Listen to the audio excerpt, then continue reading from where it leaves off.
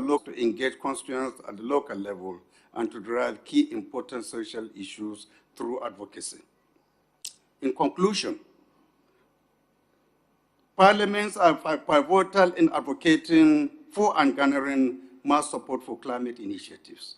By actively working towards mitigation and adaptation strategies, parliamentarians can help shape a future where societies are more resilient and sustainable. Parliaments can share best practices as well as tried and tested strategies for combating climate change. Together, we can transform the trajectory of our planet and secure the well-being of generations to come. Distinguished ladies and gentlemen, thank you for listening.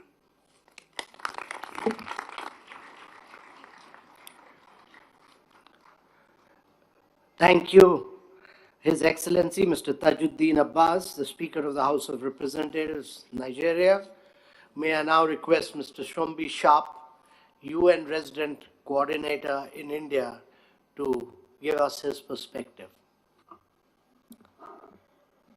Thank you, Mr. Sherpa, Honorable Speaker of Lok Sabha, Honorable Deputy Chairman of Rajya Sabha, the President of the International Parliamentary Union, to all of the distinguished guests, delegates here today. Let me join my colleagues, the Indian hosts, in welcoming all of you here. Aap sabko Delhi mein bahut swagat hai.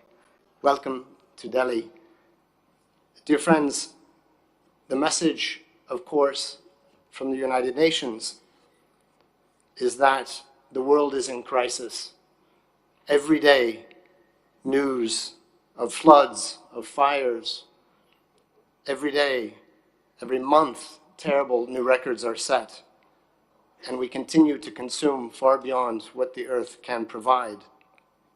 We face, as the UN Secretary General says, a global boiling, no longer global warming. Humanity continues to wage war on the planet, and the environment is fighting back. We, the world, convened at what is sometimes called a parliament of sorts in New York at the UN General Assembly just a few weeks ago.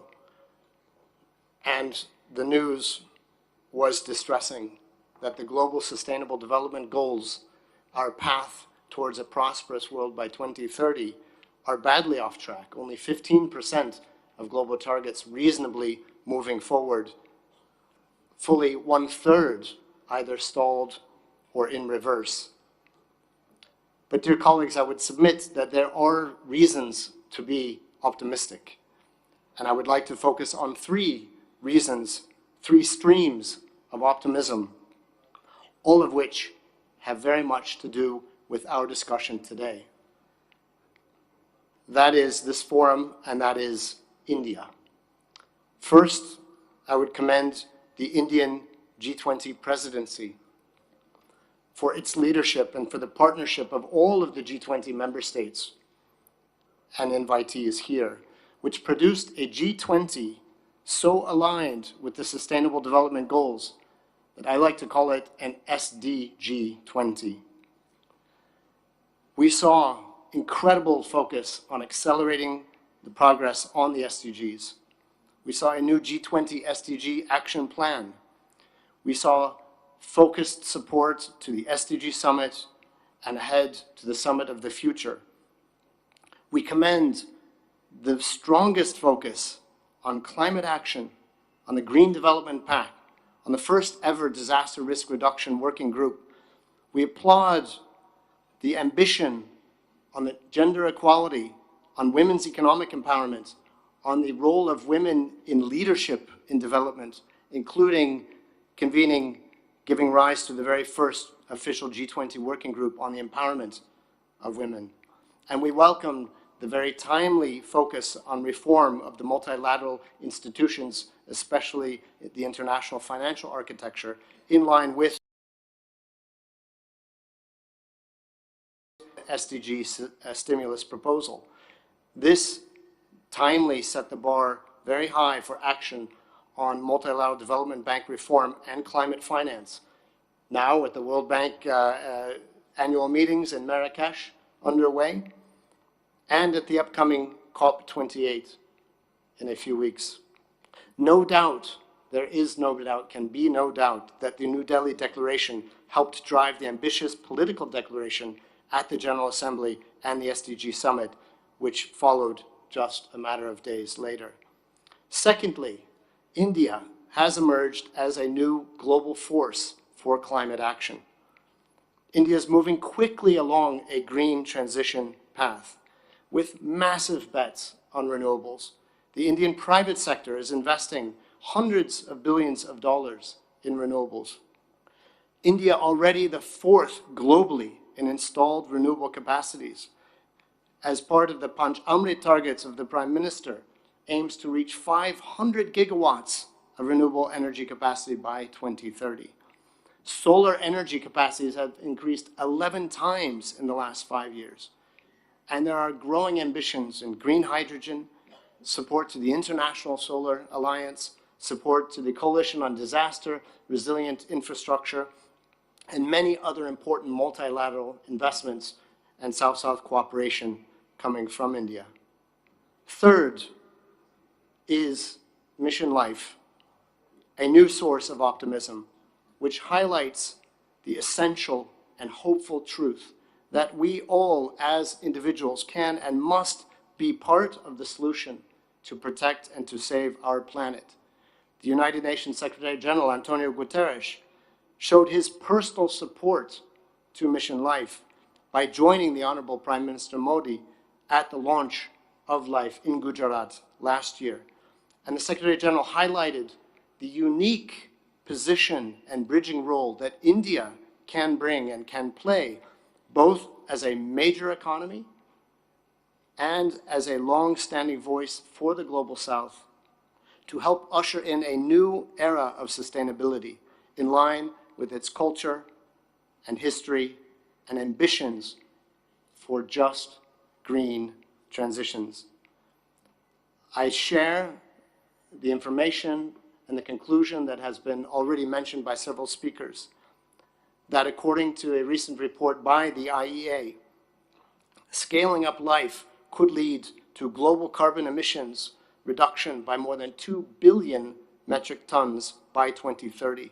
This is essentially 20% of the emission cuts that we need this decade to put the world on course to reach net zero targets.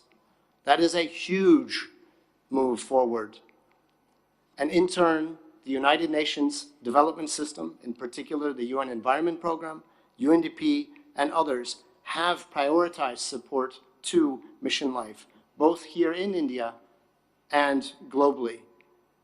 We have worked to develop, to partner in the important high-level principles of LiFE, mobilizing partner networks for LiFE at the global level. For example, the One Planet Network, working with the Ministry of Environment, Forestry, and Climate Change to help develop an assessment framework for LiFE, to help support the global call for ideas launched by Honorable Prime Minister Modi and awarded last year as well.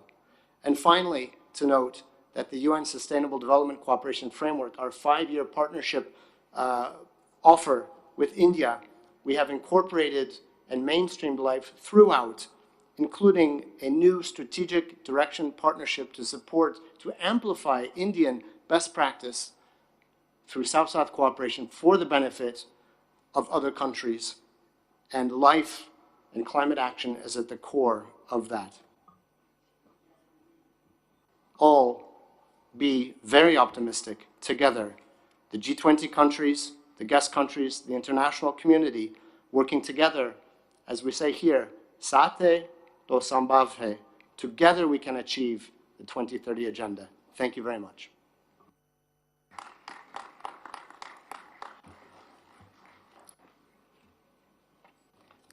Thank you, Mr. Sharp from the UNRC. We now move on to Ms. Sue Lines, Her Excellency Ms. Sue Lines, President of the Senate of Australia. Floor is yours. This mic. Oh, Thank you. First of all, congratulations to India on hosting this magnificent P20 as our contribution to the greater G20. You've been honoured guests and amazing hosts, so thank you very much. I'm here today and participating in the P20 along with the Speaker of the House of Representatives from Australia, Mr Milton Dick, who also leads Australia's delegation to the IPU. So thank you, and thank you for hosting us.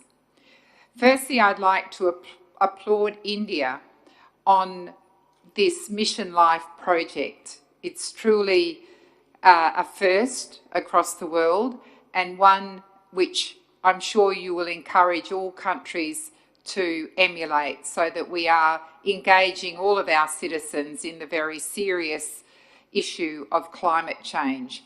Of course, Australia, like most countries in this room, is doing its bit at a national level, contributing to reducing emissions and doing what we can through the many global forums that we participate in to be at the forefront of the actions that we all need to take to reduce emissions and to make sure that we leave a world which is better for future generations.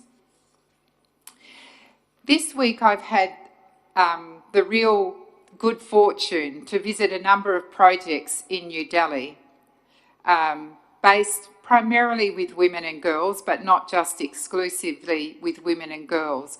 I saw a water project where women did surveys of their local village to determine water quality, to determine the sorts of environments families were living in, the standards of toilets, whether there was piped water and so on. And that's a project run by women, and women who are now very aware of the need to save water, to conserve water, and to take action where necessary to ensure that the water that they're drinking is healthy. And so through their actions, they'll have new pipes laid to their village so that the water they drink is always healthy for them. But not only that, we saw through that same project young girls very aware of climate action and the need to green their environment at the very local level. And they demonstrated that through a game of snakes and ladders, something as simple as that, where the ladders promoted the planting of trees, the looking after their local environment, and obviously we all know what the snakes do in that game. The other project I saw again was at a public school through a STEM project, through a science, technology, engineering and maths project, where children designed and built their own solutions based on and focused once again on climate change. And in fact, one of those projects, a water project to clean up the local river, won the best prize amongst over 100 other schools. And these were children from the ages of 7 to 11 who were well and truly aware of the need to conserve. So I think the Mission LiFE project is already making an impact at the very local level here in New Delhi. But what I wanted to focus on, we have been asked to look at the sorts of local interventions that can be made, and I've just demonstrated some in New Delhi here, but I want to talk about a project in my home state of Perth in Western Australia, which is again run by volunteers. It's called Environment House, where a group of just 3 people got together in the early 2000s and really felt they needed to do some really strong action on climate change. The motto of their house is that they aim to walk the talk and talk the walk. And they do that primarily through 2 strategies.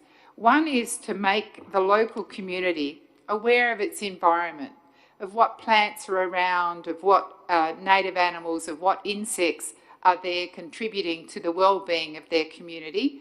And where any of those species, whether it's plants, whether it's insects, whether it's small animals such as microbats are endangered, to make sure the community is aware of that and to take action, and they offer support. So that's not a judgmental place. It's a place where ordinary community members can go to get support. It is run entirely by volunteers, and they do their own fundraising. The second thing Environment House encourages the local community to do is the actions that we've heard about, and the actions that I saw in New Delhi about what local people and what families can do to sustain their environment. So they show people how to make a simple hothouse at home where they can germinate their own plants and to make vegetable gardens and to grow vegetables at home. Simple solutions like that. They make plants available free of charge, little seedlings that have been grown by the volunteers that the community can take back and plant and nurture, and they don't just give them the plant, but they also tell them how to look after that plant. They are a recycling station where the local community can bring their goods and plastics and so on that need to be recycled. They have many tips for reducing household waste. There's a lot of information, and they run workshops on doing that. They look at how we can replace plastic bags in our home that we might use to put our rubbish in and so on. They also put together Buy Nothing groups, which are Facebook groups where people can exchange goods and services simply by offering their labour or offering something in return for a service that they receive.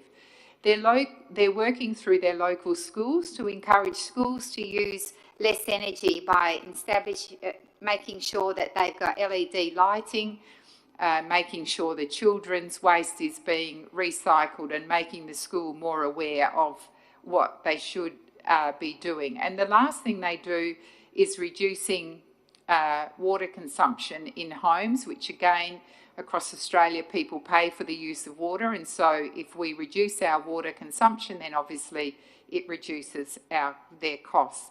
The same goes for heating, where we're looking at sorts of solutions that reduce people's heating bills. And I know about this organisation because one of the things they do ask us to do is to pledge our support. And so I make a very small donation once a month to Environment House to make sure it continues to be sustainable. So I think these are the example that India is using is if India can put forward a national project aimed to get its citizens to act for climate change, to contribute globally to reducing our emissions, reducing our waste, saving our water and so on, I think we can all follow that, and what I've given you today is a very small example of a project in my local community in Perth, Western Australia. So thank you very much.